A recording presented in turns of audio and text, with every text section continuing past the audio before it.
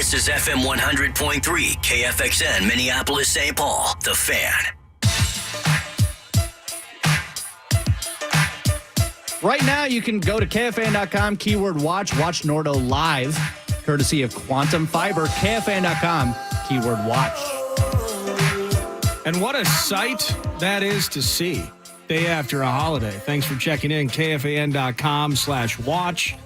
Joining me on the Connecticut Water Systems hotline, Jon Krawczynski. I believe you're on your way back from vacation. I know you wrote a terrific article on the Anthony Edwards extension that just took place about 36 hours ago or so. But how was your fourth? And thanks for giving me some time today, brother. Yeah, Nordo was nice.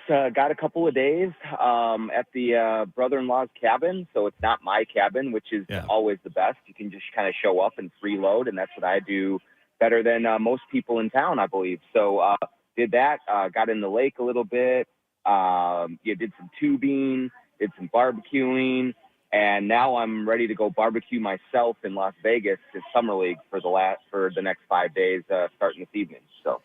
Yeah, and you wrote that piece, and by the way, you're right. Never own a cabin, just know somebody who does, and then you can just take advantage of all of that. Any fires during the barbecue that erupted due to maybe misuse or bad cooking? Did any flames get up while you were barbecuing? Thankfully, no. We did have, we did the old bonfires at night, and and did some s'mores there, and we kept it managed. We kept it within the fire pit, so that was good. And then we do a lot of the grilling on a Blackstone.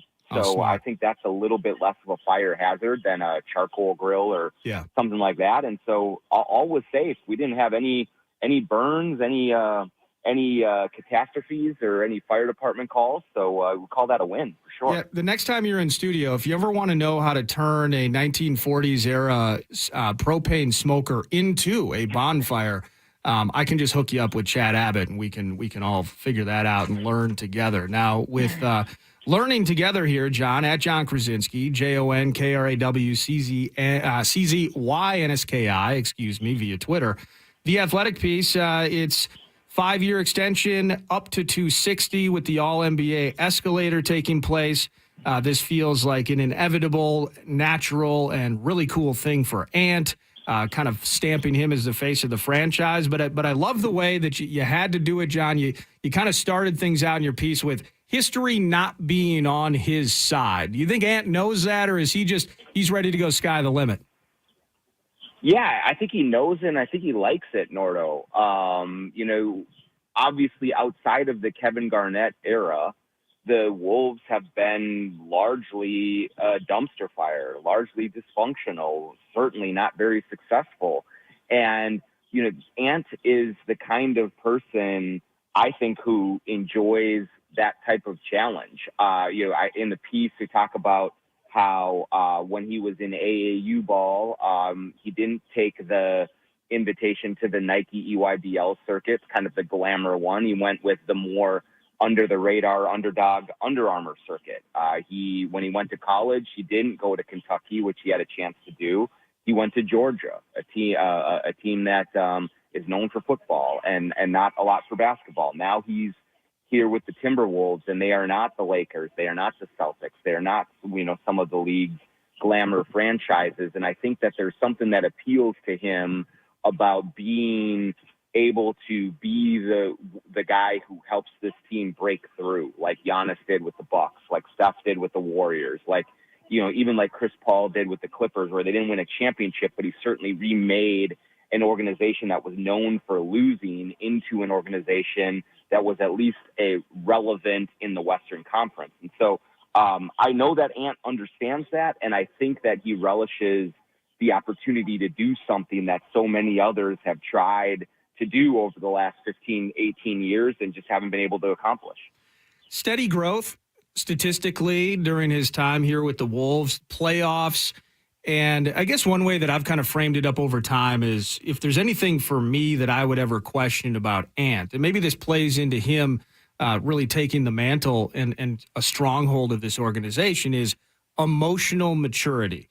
Do you find that along with the stats and along with him, in my opinion, rising to the occasion and unfortunately kind of being the lone star, at least in this most recent Nuggets playoff series. But do you find that the emotional maturity is showing the same arc of growth as his on-court basketball playing is? Yeah, I do think so. I think that when you listen to teammates and coaches talk about his development over the course of the last couple of years here, they have steadily seen more of a willingness and an ability to be a vocal leader, to start to hold teammates accountable. You're seeing this summer he's spending more time in Minnesota than he has previously, and that's all kind of designed to really set a tone for the rest of the team and say, hey, why don't you come in here? So let's spend some time together. Let's play together. Let's practice together. Let's work out together. And so I think that now that he has this contract, now that he has even more of the status, now that he has some of the playoff performances on his resume, it's going to make it easier for him to sort of take control and take charge of this organization. When he first came in, he's like, this isn't my team. This is Karl Anthony Towns' team. This is D'Angelo Russell's team. He was deferring to veterans, deferring to people who knew more than what he did. And I think over the last couple of 3 years now, he's accumulated a little better feel for the league, for his team, for the organization, for how to take control and take charge. And so I think you see an even more assertive Anthony Edwards going forward. Now, he's still 21 years old, Nordo. Like, he's still good. He's still a kid, figuring all of this stuff out. But we have seen a lot of signs that he certainly has the sort of quality that people want to get behind and want to follow. Jon Krawczynski of The Athletic, theathletic.com at JONKRAWCZYNSKI via Twitter. Now, his relationship with Finch, and I think you've written on it, you've talked to me, or whether it's Barrero, just kind of noting, Finch, I think there's a connection there. I think that there's a mutual respect there. And I think I've even seen him going to other playoff games and such together. So, that's how good is that for Anthony? And really, in some ways, how good is that for Chris Finch as he looks to extend his tenure here as head coach? Yeah, I mean, certainly the latter is definitely more important. I mean, the way of the world in the NBA right now is that players essentially run the show. There are a few places that is not the case, but most of the league, if your star player isn't on board with the head coach, it's the head coach that loses that battle. So the good thing for Chris Finch is that Anthony Edwards does trust him, does have faith in him, does listen to him and follow him. And I think the most key and crucial part of all of that is that Anthony Edwards is one of those players who doesn't mind getting yelled at, who doesn't mind getting called out in a film session, who doesn't mind getting coached really hard. Chris Finch has said that time and time again over the first couple of years that he's worked with them, is that the biggest advantage that Anthony Edwards gives him is he allows Chris Finch to coach him. And that may sound like, well, what do you mean? Like that should be the case always. It's not always the case. Like, there are some times where coaches really have to walk on eggshells, really have to be careful. Anthony Edwards is not one of those guys. And so when your head coach can coach, your most important player the way that he does with Anthony Edwards, then it's harder for, Josh Minot, for Wendell Moore, for anyone else to kind of complain about Finch getting on them. We say, hey, Ant lets me get on him, so you can let me get on you too and push you and prod you. And so that's kind of the biggest and most important dynamic of that relationship, is just the way that Anthony Edwards absorbs coaching and does not take things personally when he's called out for doing something wrong. And let me ask an aside to that. I'm going to ask you a bunch of stupid questions until eventually you're like, I'm done with this. I just want to go home and hang out with my family, and you hang up on me. But in terms of the league, so Anthony, it's Tyrese Halliburton, and it's Desmond Bane, and it's LaMelo Ball. All same draft class have all signed these. Now, when it comes to whether it's the coachability or, players leading the mix here, in the end, the guy that just got paid $260 million, he has a pretty important say in organizational dynamics. But, is there anything worrisome about, when I look at whether it's Ant, I'm looking at Halliburton, I list these names, Bane and LaMelo Ball. is you're putting them in those spots, really, at least in those 4 cases, even Ant, and I love Ant, you're putting them in these spots before any of them have truly shown you that they're completely ready for the spot. Does that make sense? Yeah. I mean, you're definitely wish casting a little bit here. You're trying to project where these guys are going over the next few years, and that they are going to be the guys who do rise up and become true franchise players, because there isn't a whole lot of evidence to support it. Now, I think where the Wolves feel comfortable doing this with Anthony Edwards is you have seen him in the playoffs just really accelerate his game. And just the fact that he has been in the playoffs in his last 2 seasons and 2 of his first 3 seasons makes him wholly unique in Timberwolves lore going back to 2004 and really in the post Kevin Garnett era. So you have seen some signs that he is able to impact winning at that, at that level. Certainly Desmond Bane has played a big role in that in Memphis. They've been the 2 seed. Like they've actually won playoff series. So you feel good about that. LaMelo Ball, I think, is definitely a much bigger question mark in terms of, does he really impact winning? Is that a guy you hitch your wagon to that degree? Halliburton, I really, really like, and I want to see a little bit more of. But I would say that of this crop of major max contract players, the Wolves really feel comfortable in doing this with Anthony because they've just seen how well he plays in big moments and pressure spots. And they think that's only going to get better here as he gets older and wiser and maybe in a little better shape and all of the other things that they expect to come over the next couple of years here. So naturally, whether it's AAU ball, it's rec basketball at a community center, et cetera, with any team, there's always going to be really almost a naturally built hierarchy. It's usually the best kid. Sometimes it's the best player, or sometimes it's the smartest player as you get up the ranks of professional hoops. But in the end, talking about the idea of really kind of giving the keys, and I've heard Tim Connolly talk about, we're going to do what we can around Anthony. Well, the last guy that they wanted to build around still here. So how does that work in terms of, and I guess, I don't know if did Cat ever look at this as being his team? Did he ever put it on his shoulders and say, this is my bid? I feel different personality structures in that mix too. Like, what's that dynamic like between Ant and Carl? Yeah, I think that, first of all, Cat absolutely saw this as his team. He's going into his 9th year. He's been the number 1 pick. They've really done a lot around him to try and accommodate him. The Rudy Gobert trade withstanding, a lot of the other moves, whether it's coaching, whether it's general manager, whether it's teammates, it's been trying to find the right mix around Carl. And a lot of people around town especially are harder on Carl than I am. I think that Carl has been a victim of a lot of the turnover, the constant turnover in this organization in the leadership positions. But the bottom line is he has not been one to be able to transcend that stuff and to really get the Timberwolves to kind of get out of their own way. And then you look at what he's done in the playoffs, and it leaves a lot of wanting for the Timberwolves, and they want to see more from their franchise player. Now, the good news is that Carl and Anthony get along very, very well. I think that Carl really respects Ant.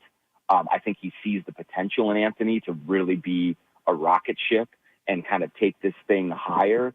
And I think Anthony does a really good job of interacting with Carl and making sure that he does not feel either left out or pushed aside or any of that nature. And so the two of them, from a relationship standpoint, are on really good footing. The only question that you have going forward about whether they stay together is just purely financial. Like, can the Timberwolves afford over the long term to keep Anthony Edwards, Karl Anthony Towns, and Rudy Gobert together? That's going to be the question, much more so than any basketball or personality or things like that. This is not Carl and Jimmy, who did not get along at all. Carl and Ant really get along. They spend time together. They enjoy each other's company. They know that they help each other.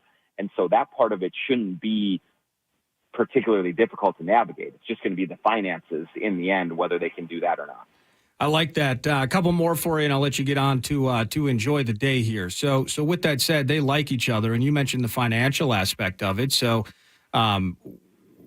running it back, that's been the common term used, and then also just the team, I think, has really been steadfast in the fact that, we're moving forward with this core group. Here's what we got. We got Ant, we got Rudy, we got Carl. So all of that considered, the running it back part of it, do you think in some ways they already know?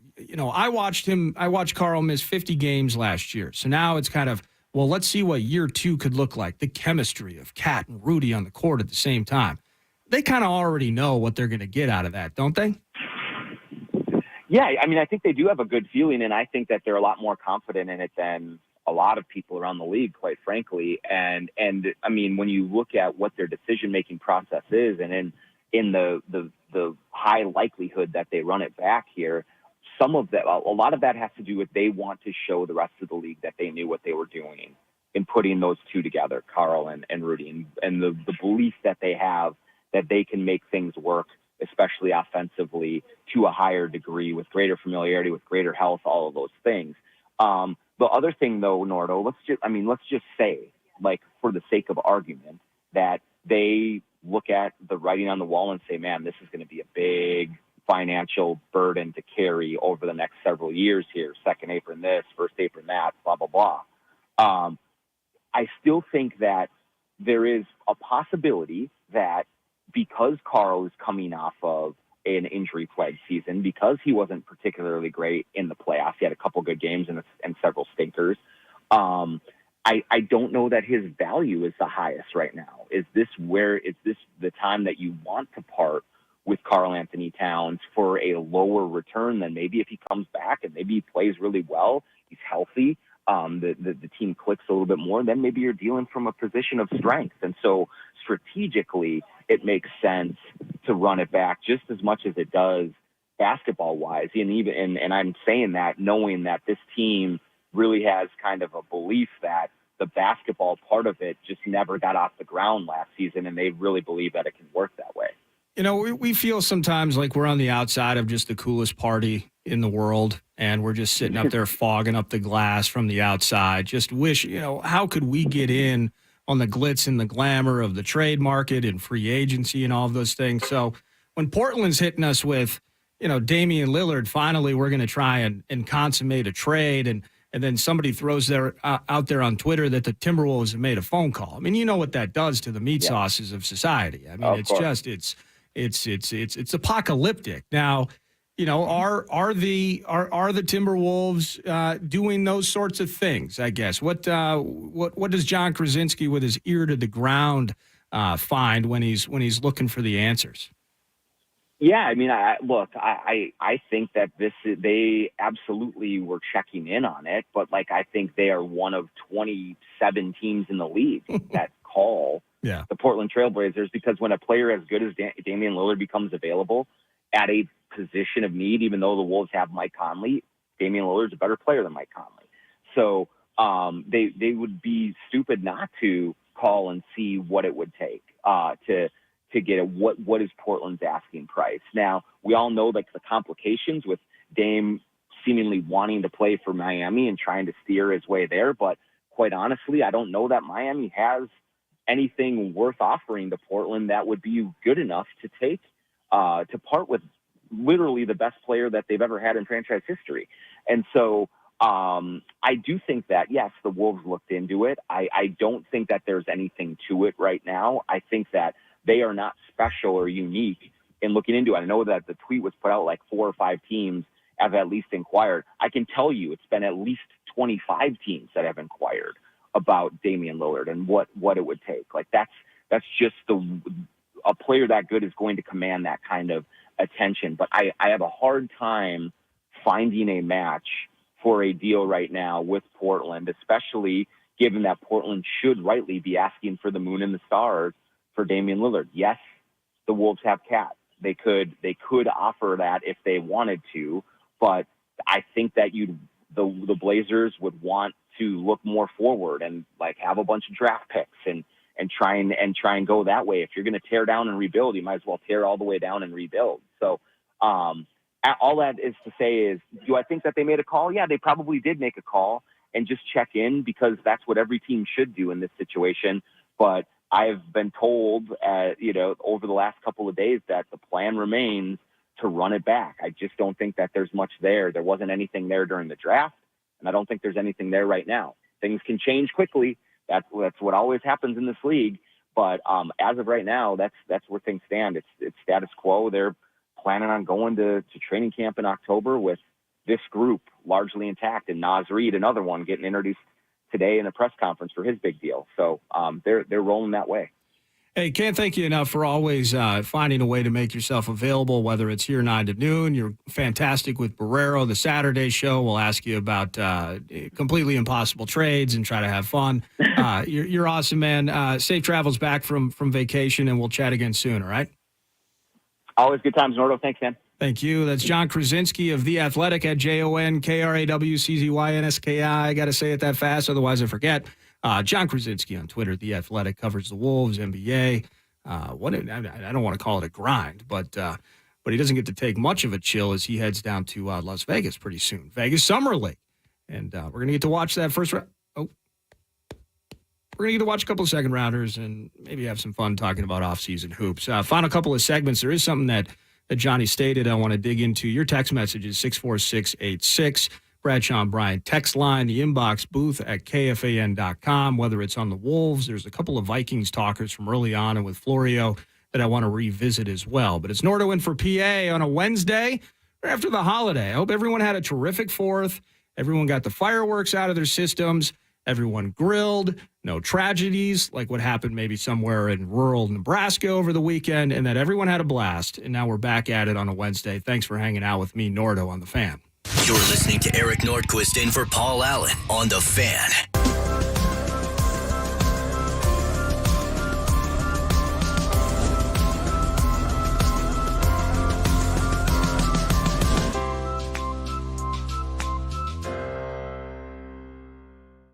Lane there. The entrance ramp from 90th Street to 35W southbound closed with roadwork until Monday, and the exit ramp from 35W southbound to 90th Street also closed. A stall still on Highway 280 southbound at University Avenue on the right shoulder. That's traffic on The Fan. Traffic is sponsored by Taco Bell. Need something spicy? The Volcano menu is back at Taco Bell, but it won't be here forever. Try the Volcano Taco Double Beef Volcano Burrito, an iconic spicy lava sauce before they're gone. At participating Taco Bell stores for a limited time only while supplies last. Price and participation vary.